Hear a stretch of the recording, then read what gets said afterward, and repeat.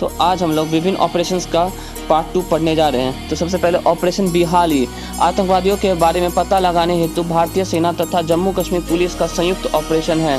फिर उसके बाद ऑपरेशन स्पाइडर वेब, 1 जून 2025 को यूक्रेन ने स्पाइडर वेब के तहत रूस पर अब तक का सबसे बड़ा ड्रोन हमला किया, जिसमें रूस के कई सैन्य हवाई अड्डों को निशाना बनाया गया।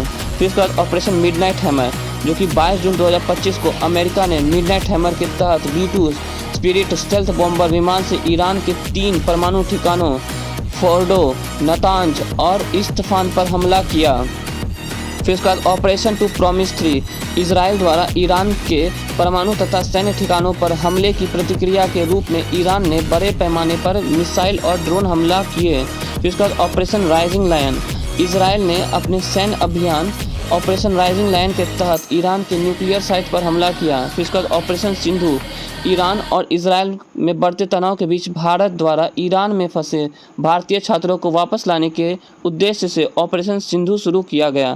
फिर उसके बाद ऑपरेशन केलर भारतीय सेना द्वारा जम्मू कश्मीर के शोपिया जिले में शुरू किया गया है। इस ऑपरेशन का मुख्य उद्देश्य लश्कर-ए-तैयबा के आतंकवादियों को सर्च करके ख़त्म करना और क्षेत्र में शांति स्थापित करना है। फिर उसके बाद ऑपरेशन सिंदूर, 22 अप्रैल को हुए पहलगाम आतंकी हमले के विरोध में भारत द्वारा 7 मई 2025 को पाकिस्तान के विभिन्न आतंकी ठिकानों पर हवाई हमले किए गए। फिर उसके बाद ऑपरेशन शील्ड, 31 मई 2025 को भारत सरकार द्वारा ऑपरेशन शील्ड के तहत पाकिस्तान सीमा से सटे राज्यों में नागरिक सुरक्षा के लिए मॉक ड्रिल का आयोजन किया गया। फिर उसके बाद ऑपरेशन चक्र 5, CBI द्वारा डिजिटल अरेस्ट स्कैम्स के खिलाफ। फिर उसके बाद ऑपरेशन ब्रह्मा, भारत इसके तहत म्यांमार में भूकंप पीड़ितों की मदद करने के लिए मानवीय सहायता भेजी है।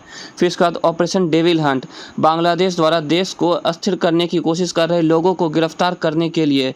फिर उसके बाद ऑपरेशन सद्भाव, भारत सरकार द्वारा टाइफून यागी से प्रभावित म्यांमार, लाओस और वियतनाम की मदद के लिए। फिर उसके बाद ऑपरेशन कन्विक्शन, उत्तर प्रदेश सरकार द्वारा यौन उत्पीड़न तथा धर्म परिवर्तन को कम करने एवं इसमें संलिप्त अपराधियों को गिरफ्तार हेतु।